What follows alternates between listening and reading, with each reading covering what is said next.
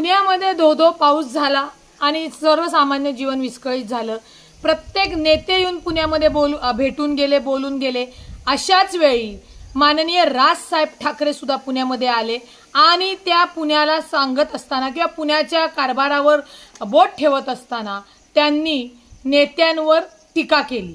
जेव्हा राजसाहेबांनी त्या नेत्यांवर टीका केली म्हणजे माननीय अजितदादांवर टीका केली, त्यावेळी साहजिकच आहे राष्ट्रवादी काँग्रेस पक्षाकडनं डायरेक्ट त्यांच्या त्या टीकेला प्रत्युत्तर देण्यात आलं।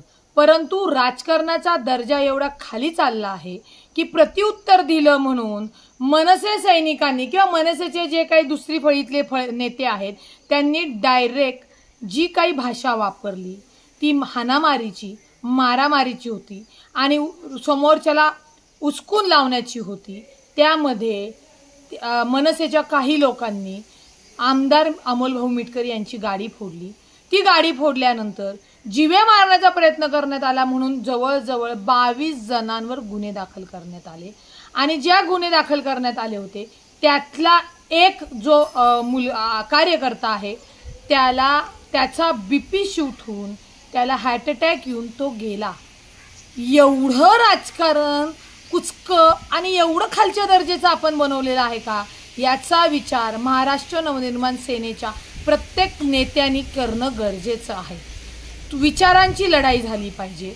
तुम्ही जर दुसऱ्यावर टीका करता तर टीका सहन करायची सुद्धा तुमची कॅपॅसिटी झाली पाहिजे। परंतु तसं न करता राजकारणामध्ये जे गुन्हेगारी आणण्याचा प्रयत्न करतायत त्या गुन्हेगारी आणण्यामध्ये जेव्हा गुन्हे दाखल होत आहेत तेव्हा आपलाच कार्यकर्ता जो आपल्या पक्षासाठी फार महत्त्वाचा असतो, कारण का पक्ष हा कार्यकर्त्यांवर चालतो, काम करणाऱ्या कार्यकर्त्यांवर चालतो आणि असा जर तो आपला कार्यकर्ता सहकारी भाऊ अर्ध्यात जर सोडून जात असेल तर अशा लढाईचा उपयोग काय, ही वेळ आलेली आहे। आणि पुण्यामध्ये सुद्धा काही मनसेच्या पदाधिकाऱ्यांनी सांगितलं अमोल मिटकरी आलं की चोपून मारू, कपडे फाडून मारू। तुमच्या बापाचं राज्य नाही। पुण्यामध्ये असेल, महाराष्ट्रामध्ये असेल, महाराष्ट्राच्या याच्यामध्ये कायद्याच्या बापाचं राज्य आहे, हे लक्षात ठेवा। तुम्ही जर कपडे काढून मारण्याची भाषा करत असाल तर ते कपडे जेव्हा तुम्ही काढायला पुढे आणताल तर तुमचे हात सुद्धा आम्ही ठेवणार नाही, एवढी ताकद ठेवतो। परंतु आपला हा गुन्हेगारीचा आखाडा नाही, राजकारणाचा आखाडा आहे। राजकारणामध्ये आचार विचारावर बोललं पाहिजे, विकासावर बोललं पाहिजे आणि हे महाराष्ट्र नवनिर्माण सेनेच्या कार्यकर्त्यांनी स्वतःला समजवलं पाहिजे, सांगितलं पाहिजे।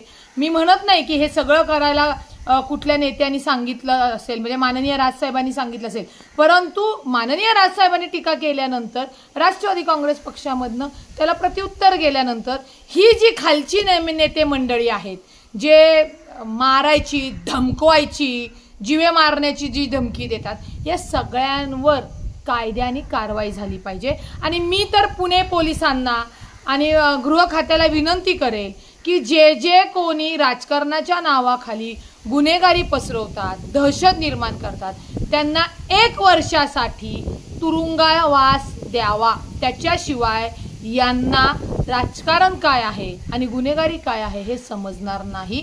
जर याच्यावर त्वरित योग्य ती कारवाई करून बंधनं आणली नाहीत तर अशाच पद्धतीने कुणी उठेल, आम्ही मर्दांगी दाखवतो, आम्ही हे दाखवतो। तुमची मर्दांगी दाखवायला तुमचं घर आहे, बाहेरच्याला मर्दांगी दाखवण्यासाठी आम्हाला अजिबात त्याच्यामध्ये इंटरेस्ट नाहीये।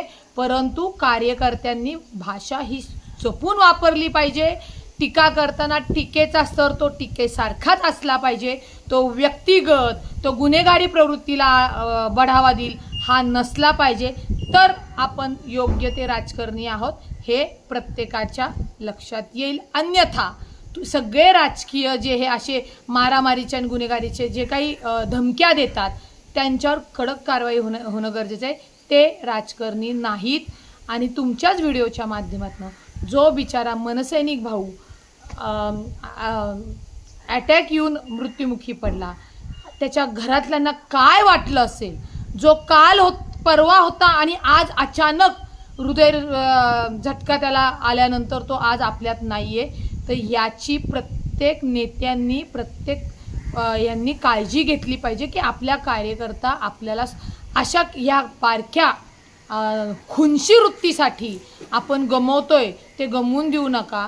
आपले कार्यकर्ते फार मौल्यवान आहेत हे जरा लक्षात घ्या आणि आंदोलनं ही जनतेच्या नागरिकांसाठी विकासासाठी लोकांची कामं होण्यासाठी 100 वेळा जेलमध्ये जा, तिथे तुम्हाला तो स्टार मिळेल, परंतु एखाद्याला टीका करत असताना मारण्याची धमकी देणं हे गुन्हेगारीचं लक्षण आहे आणि त्या गुन्हेगारांवर कडक कारवाई झाली पाहिजे।